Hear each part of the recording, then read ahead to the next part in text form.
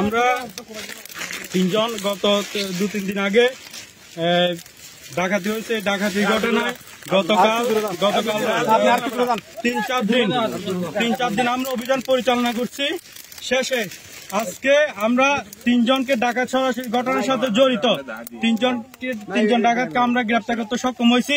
তাদের জিজ্ঞাসাবাদে তারা আমাদেরকে গভীর জঙ্গলে একটা পরিত্যক্ত একটা টঙের মধ্যে নিয়ে আসছে, বলছে এই জায়গার মধ্যে পাহাড়ি অঞ্চলের মধ্যে অস্ত্র আছে।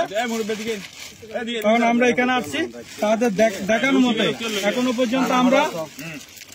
পর্যন্ত আমরা বের করি নাই। আমরা আপনাদের সামনে দেখাবো এটা কোন জায়গায়। দেখেন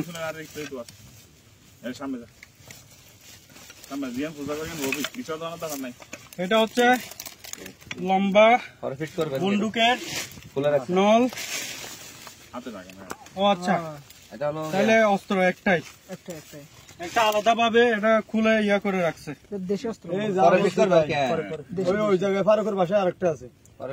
আচ্ছা, আমরা সব জায়গায় আমাদের অভিযান চলমান আছে। আমরা সব জায়গায় ইয়া দিব। আমি এসআইআর খান, চকরিয়া থানাতে আছি।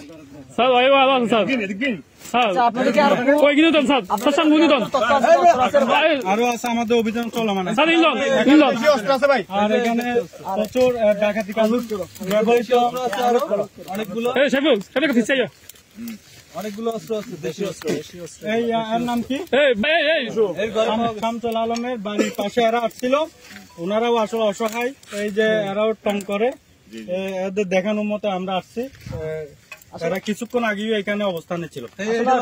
আমার মনে হয় ওনাকে যদি মানে প্রাণনাশের হুমকি আছে ওনাকে ওনার নামটা উল্লেখ না করলে ভালো হয়। আচ্ছা ঠিক আছে, আমরা এটা পরে বলবো। ডাকাত এখানে সরঞ্জাম